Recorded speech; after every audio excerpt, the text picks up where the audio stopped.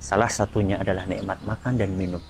Namun sayangnya, terkadang kita nggak bisa maksimal untuk memanfaatkan nikmat itu karena kondisi lambung kita sedang bermasalah. Ada banyak cara untuk mengembalikan kesehatan lambung.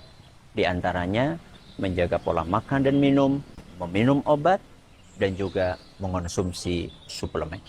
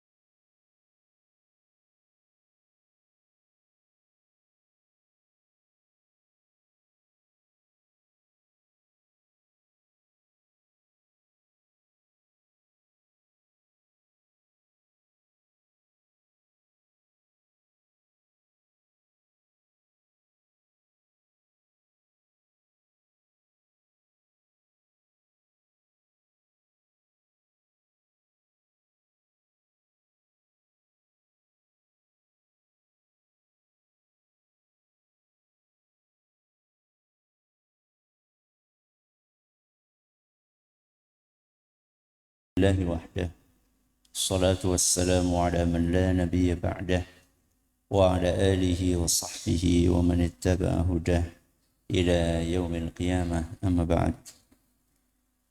Pagi ini kita kembali mengkaji wejangan-wejangan yang disampaikan oleh Imam Al-Ajurri rahimahullahu ta'ala yang kita baca dari kitab Mukhtasar Akhlaqi Hamalatul Quran. Kali ini kita masih di halaman 26 membaca kalimat beliau wa yaskutu an haqiqati ma fihi bi'ilmin. Nah,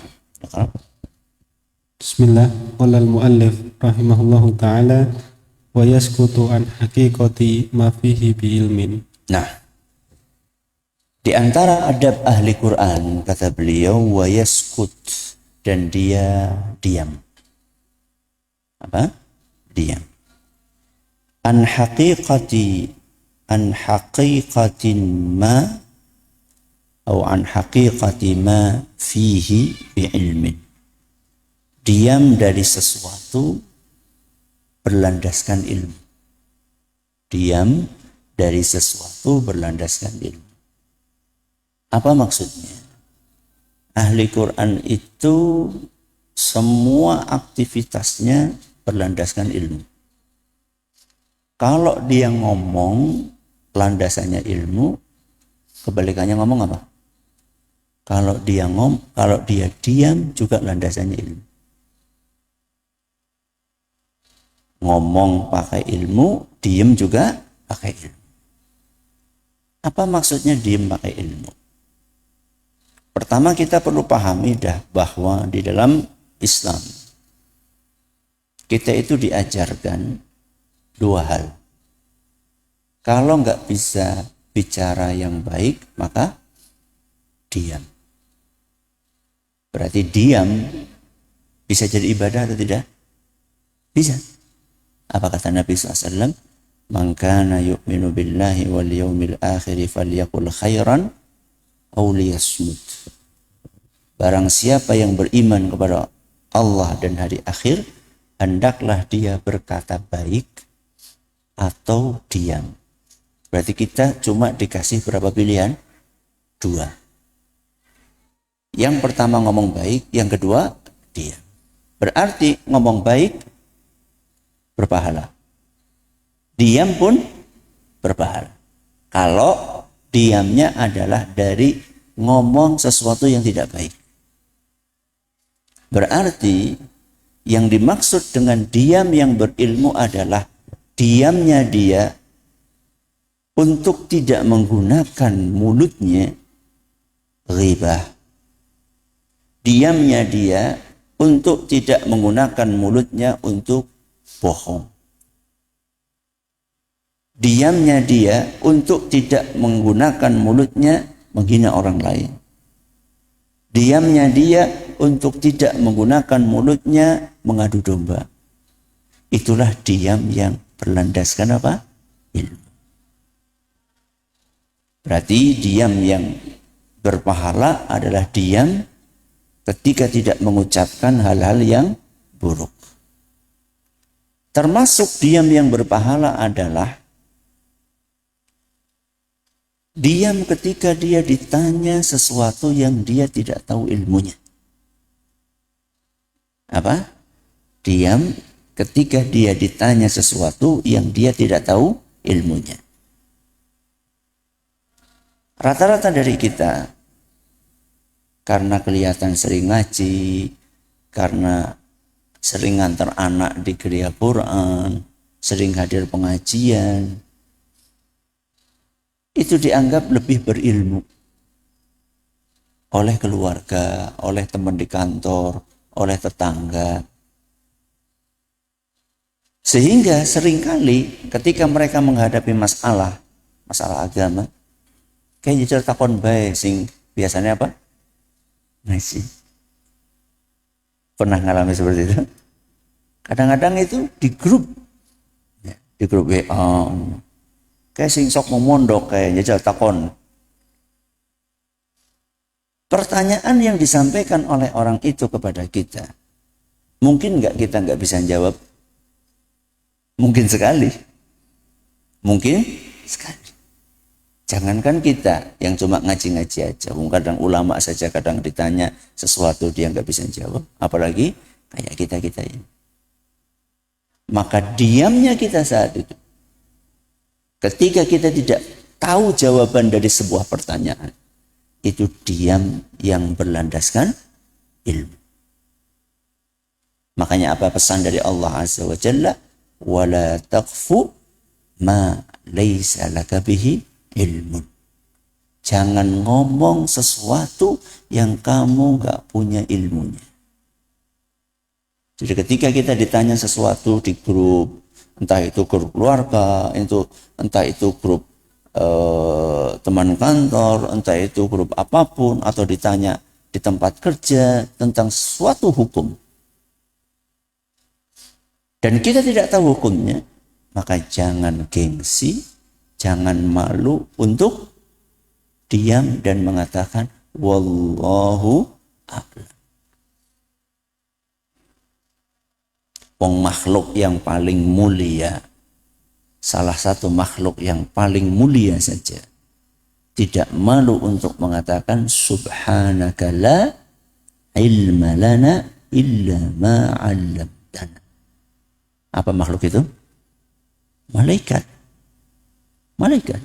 Ya.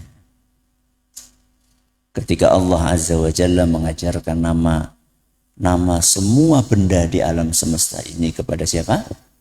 Kepada Nabi Adam. Maka Allah Azza wa Jalla nanya kepada malaikat, coba kasih tahu apa nama benda-benda tersebut. Maka kemudian malaikat pun menjawab, subhanak la ilma lana. Wahai Rabbi, kami enggak tahu. Maha suci engkau wahai Rabbi, la ilma lana. Kami enggak punya ilmu illa ma 'allamtana, kecuali kalau engkau ajarkan itu kepada kami. Malaikat aja enggak gengsi untuk mengatakan wallahu a'lam. Masa kita yang baru ngaji kemarin malu mengatakan wallahu a'lam. Nah, ini contoh diam yang berilmu, yaitu ketika ditanya sesuatu dan kita tidak tahu, maka jangan kita menjawab. Bilang aja wallahu a'lam. Kalau sekedar ditanya alamat, rumahnya Pak Anu di mana, kita nggak tahu, terus kita ngarang-ngarang, bahaya nggak? Bahaya. Ingin emang ini mana? Karangsari malah betulnya pada marah. Oh, belok kiri. Betul nih. Betul pada marah. Masih ringan. Karena masih bisa balik lagi. Loh, kalau ditanya tentang ilmu yang terkait dengan akhirat gimana? Ditanya tentang halal, haram. Harusnya hukumnya halal, terus ngomongnya apa? Haram. Atau sebaliknya. Harusnya hukumnya haram, ngomongnya halal. Ngeri itu. Bisa jadi jawaban kita itu dia amalkan terus seumur hidup. Dia melakukan sesuatu yang haram. Dengan asumsi bahwa itu halal. Gara-gara mendapatkan fatwa dari kita. Kan ngeri. Ya. Maka ini termasuk bagian contoh diam yang pakai ilmu. Contoh yang lain adalah diam yang pakai ilmu. Adalah tidak mengomentari setiap kejadian. Tidak mengomentari setiap apa? Kejadian. Salah satu penyakit yang menjangkiti banyak orang di zaman media sosial ini adalah setiap ada kejadian selalu apa? Komen. Entah itu ada tayangan di YouTube, kemudian dia langsung komen di bawahnya. Atau tayangan di medsos yang lainnya, di grup WA, ada yang posting sesuatu, komen. Padahal belum tentu kita ini punya kapasitas untuk komentar. Dan belum tentu juga komentar kita ini bermanfaat. Jangan latah. Apa latah? Ya cuma ikut-ikutan aja. Yang lainnya pada komen terus apa? Ikut komen aja. Berapa kali ada kejadian apa gitu. Coba lihat para ulama kita, para ustadz kita. Coba mereka ikut komen atau tidak. Terkadang komentar dari kita bukan menyelesaikan masalah, tapi memperkeruh masalah. Apalagi seandainya kita ini sudah menjadi tokoh publik, sudah menjadi panutan orang banyak. Oh itu ekstra itu. Ekstra apa? Ekstra hati-hati. Kenapa? Karena komentar kita akan dibaca, bahkan akan diikuti oleh banyak orang. Makanya ketika para ulama kita ada kejadian apa, kadang-kadang mereka diam, gak komentar. Itu diamnya mereka, landasannya apa? Ilmu. Jadi jangan sampai kita merasa, oh kita lebih keren dari ulama. Ulama diem, kita apa? Ngomong. Jangan. Bisa jadi ngomongnya kita akan mendatangkan kebinasaan buat kita.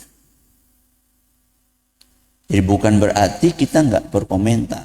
Tapi tidak setiap kejadian itu dikomentari. Coba jangan perhatikan komen-komen yang tertulis jejak digital yang ada di YouTube atas sebuah kejadian atau yang ada di WA atau yang ada di Facebook. Coba antum lihat komentar-komentarnya. Jauh dari etika, jauh dari ilmu, kata-katanya kasar, kotor. Padahal mungkin yang komentar itu adalah orang-orang yang sudah ngaji. Memang betul lidah adalah sesuatu yang tidak bertulang. Ustaz ngomongnya nggak pakai lidah, ngomongnya pakai apa? Pakai jari. Ya itu adalah ungkapan apa? Dari lidah seseorang. Maka berhati-hati. Berhati-hati. Diamnya ahli Quran adalah diam yang berlandaskan apa? Ilmu.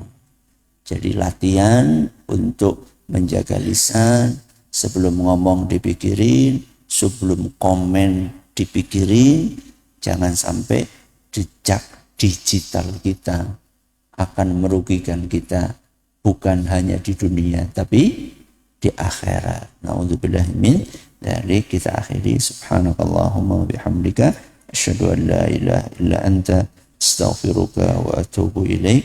Assalamualaikum warahmatullahi wabarakatuh.